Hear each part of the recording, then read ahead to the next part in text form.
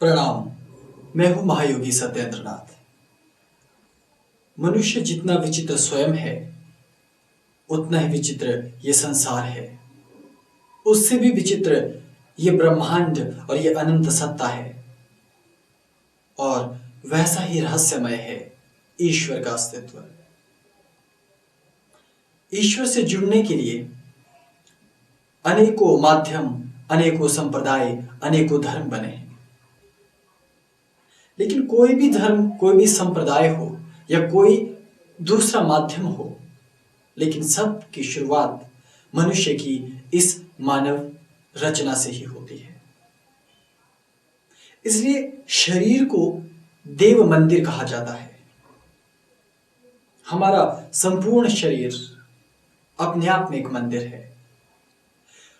और ऋषि मुनियों ने सदियों के अपने अनुभव से इस बात को प्रमाणित किया कि केवल मनुष्य योनि ही वो योनि है जहां पहुंचने के बाद हमारी चेतना का स्तर इतना होता है कि हम अनंत को खोजने की क्षमता रखते हैं। कहते हैं देवता भी मनुष्य योनि में आने को तरसते हैं। हालांकि ये एक बड़ी कड़वी सच्चाई है कि हमारा मनुष्य जीवन इतना आसान नहीं होता जितना ये देखने में लगता है। यहां बड़ी पीड़ाएं हैं, बड़े कष्ट हैं। एक मनुष्य आगे बढ़ता है तो 100 उसे धकेलने वाले, उसे पीछे खींचने वाले होंगे। एक अपने पथ पर आगे बढ़ रहा है, 100 आलोचनाएं करने वाले होंगे। रोग, शोक, जरा, मृत्यु, न जाने कितने ज्ञात और अज्ञात भय मानव के पीछे सदैव रहते हैं। लेकिन यह तो एक अंधेरा पक्ष है। लेकिन जब हमारे भीतर हम झांक कर देखते हैं अपने अस्तित्व को, तो वो बहुत उजला है, बहुत निखरा हुआ। और उसकी शुरुआत होती है हमारे इस शरीर से। और मानव के शरीर का सबसे महत्वपूर्ण अंग है उसका मस्तिष्क। मानव शरीर एक बहुत अनूठी रचना है। इसमें अनेकों विभाग हैं। कोई खाना खाता है, भोजन ग्रहण करता है। कोई उससे पाचक रस इत्यादि डालकर उसे पचाने में सहायता करता है। कोई उससे तत्वों को निकालकर संपूर्ण शरीर तक प्रेषित करता है। कोई उसको बाहर निकालने का कार्य करता है। कोई अंग देखने का कार्य करता है तो कोई सुनने का और कोई कहने का कार्य करता है। लेकिन इन सब के बीच में इतनी नाड़ियों, हड्डियों और केश, चर्म इत्यादि के मध्य मेरा अस्तित्व कहां है? क्योंकि मैं ये उंगली नहीं हो सकता, ना मैं ये हाथ हो सकता हूं, ना मैं ये आंखें हूं, और ना ही ये कान, ना ये सर, ना ये गर्दन। तो मैं कौन हूं? मेरा अस्तित्व क्या है? ये साधक का मूल प्रश्न होता है। और यहीं से शुरू होती है योग की अनंत यात्रा।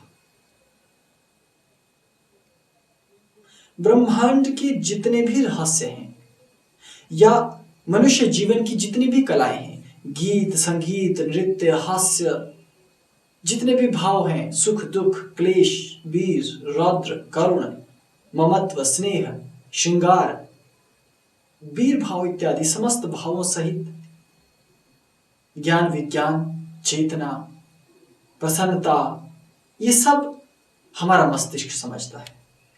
और हमारा मस्तिष्क आखिर है कैसा? आयुर्वेद और चिकित्सा शास्त्र ने मस्तिष्क को ऐसा जाना है। ये मस्तिष्क है और यही वो नाड़ियों का गुच्छा है जिसे योग ने सहस्त्रहार कमलदल कहा। लेकिन योग ने इसे ऐसा नहीं बताया, योग ने इसे कुछ ऐसा दिखाया। ये योग का सहस्त्रहार कमलदल है। लेकिन इसे समझना इतना आसान नहीं। इसे समझने के लिए हमें बहुत छोटे स्तर पर जाना होता है। मानव शरीर को ही समझ लेना मुक्ति का मार्ग खोलने जैसा है। और यहां थोड़ा ठहर जाना चाहिए। मुक्ति जब कहा जाता है तो लगता है कि मानो मेरा प्राणांत हो चुका है, मैं मर चुका हूं, इस संसार से उस पार कहीं जा रहा हूं, या जहां भगवान है धुआं सा निकल रहा होगा, कुर्सियां बैठी हुई होंगी, लगी हुई होंगी, उस पर कहीं भगवान बैठे होंगे, मेरा स्वागत होगा, मैं भी वहां बैठ जाऊंगा, वहां कोई दुख नहीं होगा। ये मुक्ति नहीं है। स्वर्ग की बात नहीं कर रहा।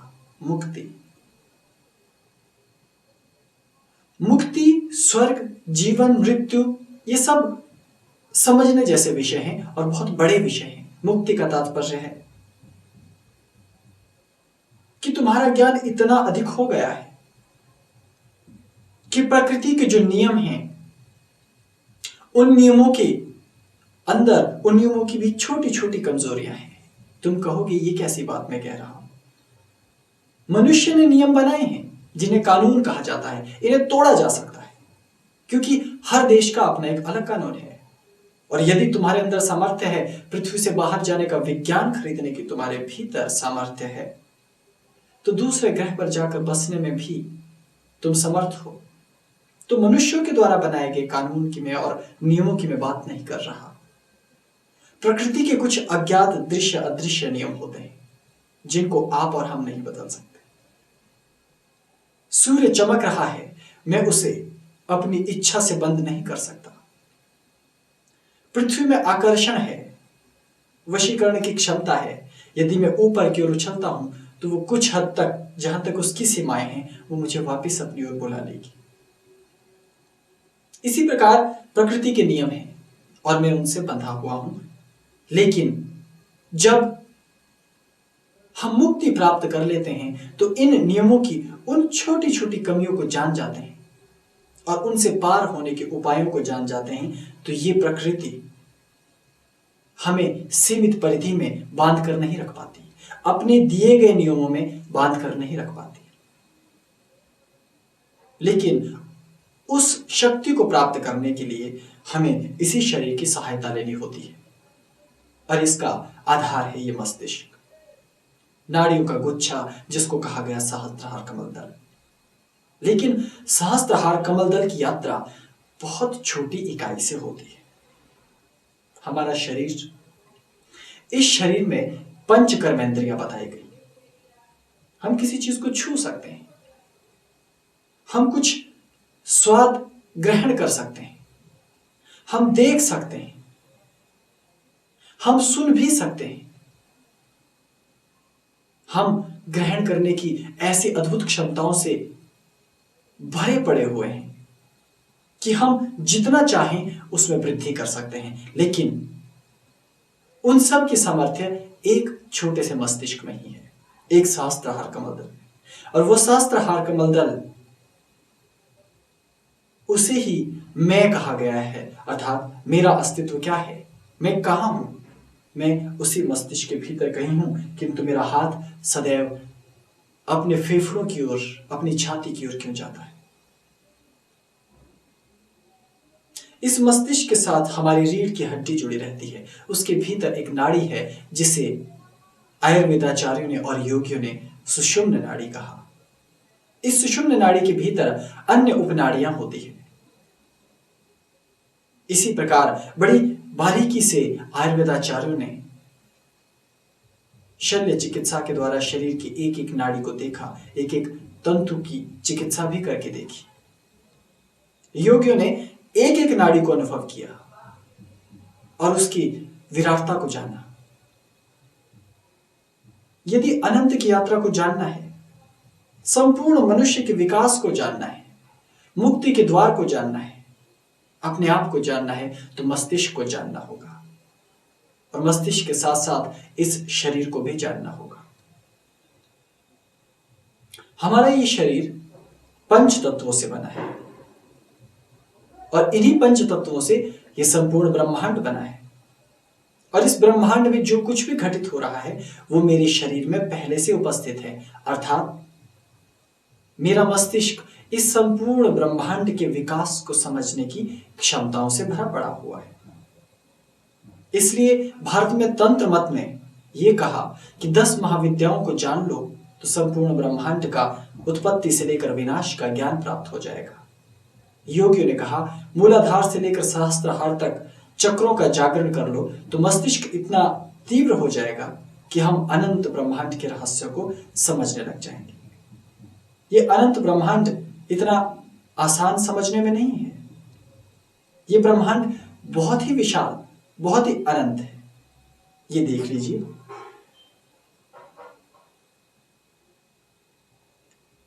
ये ब्रह्मांड का एक छोटा सा प्रारूप है। इसमें सितारे हैं, ग्रह गणिकाएं हैं, इसमें इतनी अपार संभावनाएं हैं कि अभी विज्ञान भी इसके बारे में नहीं जानता। लेकिन योगियों ने इसे अपने ध्यान के माध्यम से देखा है, अपने तृतीय नेत्र के माध्यम से देखा है, और आज विज्ञान बहुत आगे निकल गया है। आज हमारा भारतीय ज्ञान विज्ञान आधुनिक ज्ञान विज्ञान के रूप में बहुत निराले अंदाज में आगे निखरता हुआ आ रहा है। लेकिन इसका अर्थ ये नहीं है कि हमें अपने विज्ञान को भूल जाना चाहिए। हमारा सूक्ष्म विज्ञान अब भी इससे अधिक विराट है। इस जीवन के सभी सोपानों को समझकर, उन्हें सीखकर हम आगे बढ़ सकते हैं। तो उसके लिए एक यात्रा को शुरू करना होगा, और वो यात्रा इस शरीर से शुरू होगी। शरीर को पूरी तरह से समझने के लिए हमें नाड़ी विज्ञान, अस्थिपंजर के विज्ञान, भोजन और तत्वों के विज्ञान को समझना पड़ता है। ऋषियों ने शरीर की अलग अलग तरह से व्याख्या की है।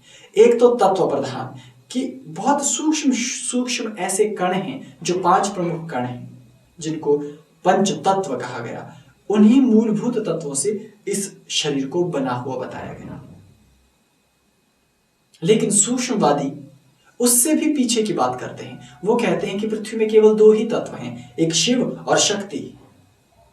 इन 2 तत्वों से ही मिलकर संपूर्ण सृष्टि का प्रत्येक पदार्थ और तत्व बनता है, तो हमारा शरीर भी उससे ही बना है।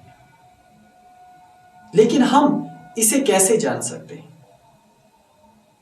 अभी बात यही खत्म नहीं होती। एक ईश्वरवाद अर्थात एक ही ईश्वर है, वहां पर अभेद सत्ता है। जैसे शिव और शक्ति 2 नहीं हैं, वो एक ही हैं। मौलिक रूप से एक होने के कारण संपूर्ण सृष्टि केवल एक से ही बनी है, और वही परमात्मा है। और वही परमात्मा फैलकर इतना बड़ा हो गया। तो क्या परमात्मा मेरे जैसा है?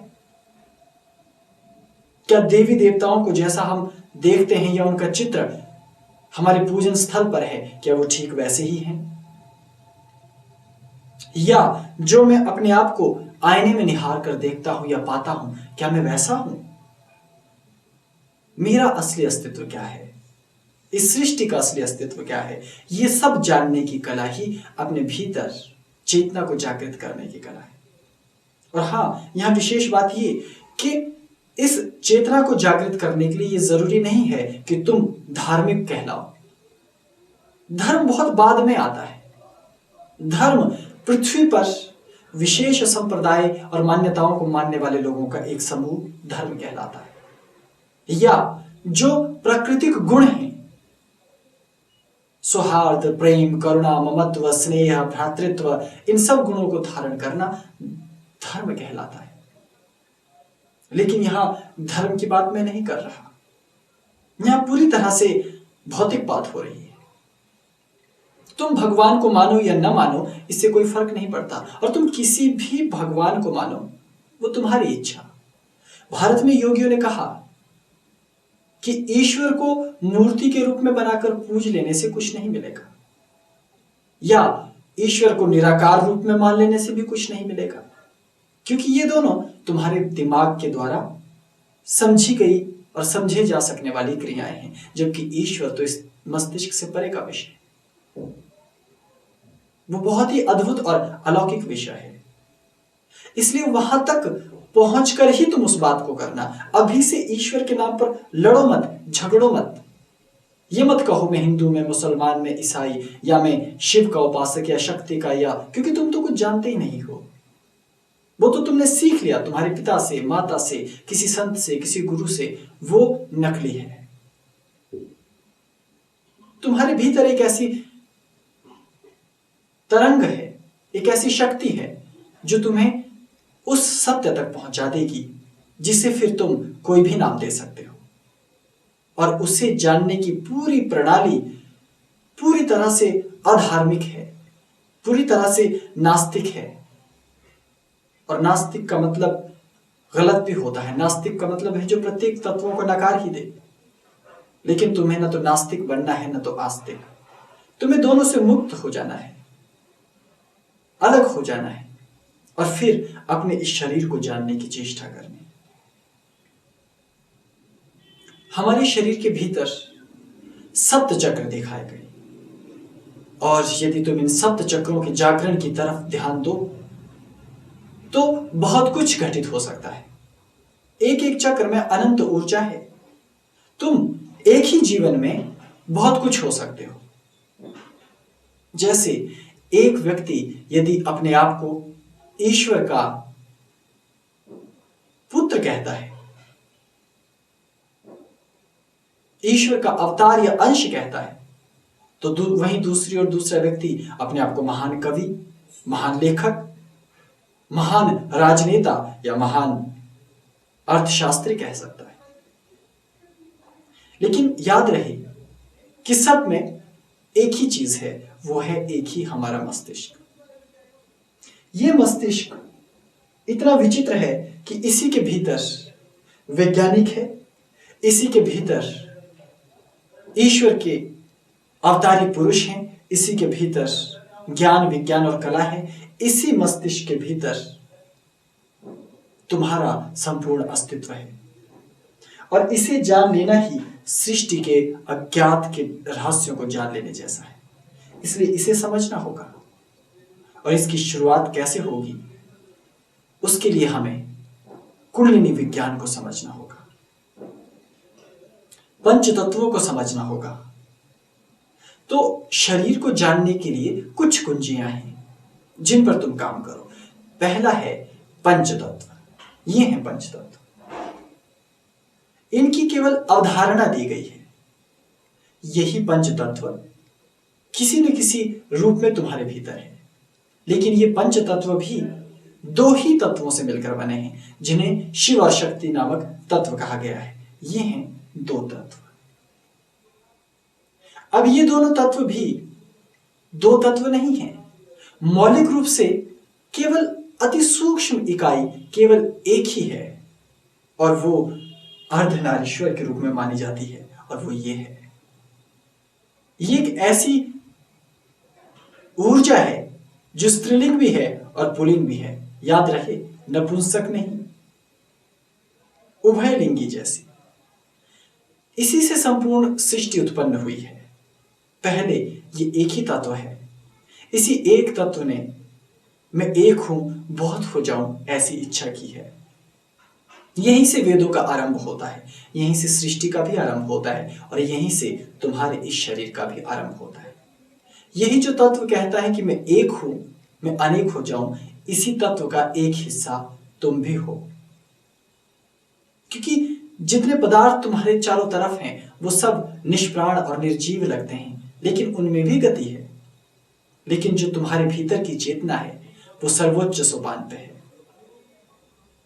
इसलिए इस शरीर में अनंत के द्वार खुलने की संभावनाएं हैं। तो पहला कि तुम इन पंच तत्वों के विज्ञान को समझ जाओ, और दूसरा है कि तुम अपने शरीर को समझने लगो, इसके नाड़ी विज्ञान को समझो, और योगियों की भांति नास्तिक हो जाओ। साकार परमेश्वर को भूलकर निराकार परमेश्वर की खोज करो, और वहां भी ईश्वर के किसी स्वरूप से न जुड़ो। जैसे सृष्टि अनंत है, अनंत को मैं शब्दों में नहीं बता सकता, और न ही तुम उसे साधारण रीति से समझ सकते हो, क्योंकि वो अनंत है, लेकिन समझा जा सकने वाला अनंत। तो तुम योग के उन सप्त चक्रों का शोधन करो, क्रमबद्ध रूप से उसकी साधना करो, उसका अभ्यास करो, उसके जागरण के उपाय खोजो। ये दूसरा। तरीका है। तीसरा तंत्र का तरीका है, वो कहता है कि तुम्हें जो भी कुछ जीवन में मिले उसे अपने विकास में लगा दो। और चौथा तरीका है बिल्कुल भौतिकतावादी, जैसे हमारे वैज्ञानिक करते हैं। प्रयोगों के आधार पर, प्रयोगों पर, कसौटी पर प्रत्येक विषय को कस कर देखते रहो और ज्ञान प्राप्त करते रहो। ये धीमा, बहुत धीमा तरीका है, लेकिन ये सार्वभौमिक तरीका है। इससे संपूर्ण संसार को लाभ मिलता है, उसकी संभावना है, लेकिन उससे पूर्णत्व प्राप्ति की, जिसे सिद्धि कहा जाता है, वहां तक पहुंचने की कोई भी व्यक्ति इस बात को सुनिश्चित नहीं कर पाता, अर्थात तो वहां पहुंचने की उसमें संभावनाएं बहुत कम है, बहुत कमजोर है। कारण यह है कि वो नितांत स्थूल है। वो केवल दृश्य तत्वों और अदृश्य तत्वों को देखता है जो कि जानने में आने वाले हो। लेकिन अध्यात्म जिन चीजों की बात करता है वो तुम्हारे भीतर घटित होने वाली कुछ अद्भुत वस्तुएं हैं। तुम्हारे भीतर ही बहुत कुछ है, तो तुम इनमें से किसी एक मार्ग को चुन लेना। लेकिन सर्वश्रेष्ठ उपाय है कि तुम भीतर शरीर की खोज करो और मस्तिष्क के तंत्र को समझने लगो। तब तुम योगियों की भांति चक्र विज्ञान में उलझने लगते हो। लेकिन यही उलझन तुम्हें मस्तिष्क की सुलझन से जोड़ देगी और फिर यात्रा शुरू होगी, मुक्ति की यात्रा, जिसमें तुम्हें मरना नहीं होता। तुम एक ही जीवन में वैज्ञानिक होते हुए भी ईश्वर के पुत्र और ईश्वर के अवतार हो जाओगे।